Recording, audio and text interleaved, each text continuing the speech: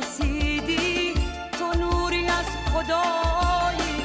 که پیغام خدا رو به گوش من رساندی، به روح من دمیدی، زیباترین بهاری، پایان انتظار